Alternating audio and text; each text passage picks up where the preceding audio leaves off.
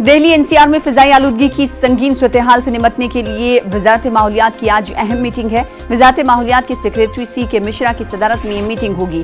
इस मीटिंग में दिल्ली, यूपी, पंजाब और हरियाणा के चीफ सेक्रेटरीज शिरकत करेंगे। इसके अलावा वजारत ज़राअत, वजारत तवानाई और वजारत हाउसिंग के सीनियर हुकाम भी इस मीटिंग में शिरकत करेंगे। दिल्ली, फरीदाबाद, गाजियाबाद, नोएडा और ग्रेटर नोएडा के जिले कलेक्टर और बल्दिया के कमिश्नर भी मीटिंग में मौजूद रहेंगे। ग्रेटर नोएडा के जिला कलेक्टर और बल्दिया के कमिश्नर भी इस मीटिंग में मौजूद रहेंगे। तो दिल्ली एनसीआर में फिजाई आलूदगी के मामले पर हुकूमत सख्त नजर आ रही है। जहां एक तरफ ऑड इवन का निफाज किया गया, तो वहीं वजीर आला अरविंद केजरीवाल की तरफ से कहा गया था कि ऑड इवन में तौसीक की जाए या नहीं, इसका फैसला हम पीर को लेंगे। यानी आज कोई फैसला आम आदमी पार्टी की तरफ से लिया जाएगा। इस बीच वजारत माहौलियात की आज अहम मीटिंग है। वजारत माहौलियात के सेक्रेटरी CK मिश्रा की सदारत में मीटिंग होने वाली है। इस मीटिंग में दिल्ली, यूपी, पंजाब और हरियाणा के चीफ सेक्रेटरीज को मदऊ किया गया है, तलब किया गया है। इसके अलावा वजारत ज़राअत, वजारत तवानाई और वजारत हाउसिंग के सीनियर हुकाम भी इस मीटिंग में शिरकत करेंगे। पंकज हमारे साथ, हमारे नुमाइंदे दिल्ली से जुड़े हैं। पंकज, बताइएगा इस मीटिंग की शुरुआत कितने बजे होने वाली है और दिल्ली, यूपी, पंजाब के जो चीफ सेक्रेटरीज पहुंचने वाले हैं मीटिंग के लिए, उस हवाले से क्या कुछ तफसीलात? देखिए, केंद्र सरकार की तरफ से दूसरी बार ऐसी बैठक बुलाई गई है जिसमें chief secretary Punjab, Haryana, UP के बुलाए गए हैं और क्या कुछ कदम पिछली बैठक के बाद उठाए गए हैं। क्योंकि दिल्ली में लगातार जिस तरह से दिवाली के बाद हर साल जो प्रदूषण है उसकी मात्रा बढ़ जाती है और दिल्ली सरकार जो है वो जिम्मेदार पंजाब और हरियाणा के किसानों को पराली जलाने की वजह जो है वो बताई जाती है।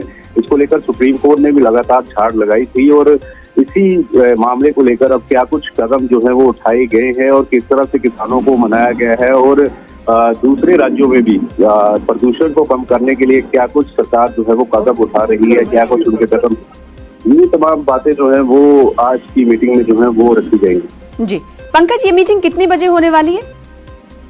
देखिए, 1 बजे के करीब ये मीटिंग जो है वो होने जा रही है और खास तौर पर इसका मुख्य एजेंडा यही रहेगा कि प्रदूषण की समस्या से किस तरह से निजात जो है वो पाई जाए और इसके साथ साथ सभी राज्यों का जो कोऑर्डिनेशन है, क्योंकि तालमेल की कमी की वजह से हर साल जो है ब्लेम गेम देखने को मिलती है। इसीलिए अगले साल इस तरह की परेशानी ना आए और खास तौर पर सर्दियों के दिनों में दिल्ली में हवा और ज्यादा जहरीली जो है वो हो जाती है। इसको लेकर क्या कुछ कदम जो है वो आने वाले दिनों में उठाए जाएंगे, इसको लेकर जो है मीटिंग में चर्चा की जाएगी। जी, अब देखना ये होगा कि मुख्तलिफ रियासतों के जो चीफ सेक्रेटरीज आज मीटिंग में हिस्सा लेने वाले हैं, शिरकत करने वाले हैं, वो क्या कुछ जवाब दाखिल करते हैं, वजारत माहौलियात के सामने क्या कुछ कहते हैं। बेहद शुक्रिया पंकज हमारे साथ जुड़ने के लिए और इस हवाले से अपडेट फराहम करने के लिए।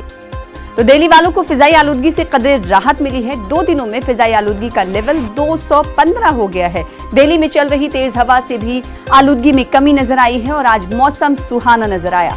महकमे मौसमियात की माने तो 20 नवंबर के बाद फिजाई आलूदगी में फिर इजाफा हो सकता है। इस दौरान अरविंद केजरीवाल और मनीष सिसोदिया ने भी अपने बयान में कहा है कि पराली जलाना कम हुआ है, जिससे फिजाई आलूदगी में कमी दर्ज हुई है।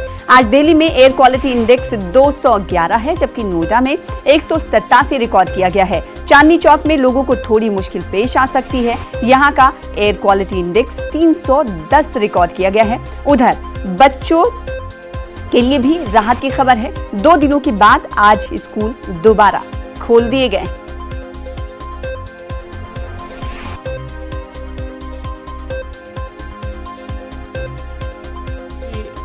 पूरे सदन की होती है और सभी सांसद उसके हकदार होते हैं और इसलिए मैं फिर एक बार सकारात्मक सक्रिय भूमिका के लिए सभी सांसदों का आभार व्यक्त करता हूं और आशा करता हूं ये सत्र भी देश के विकास की यात्रा को, देश को गति देने में, दुनिया जिस तेजी से आगे बढ़ रही है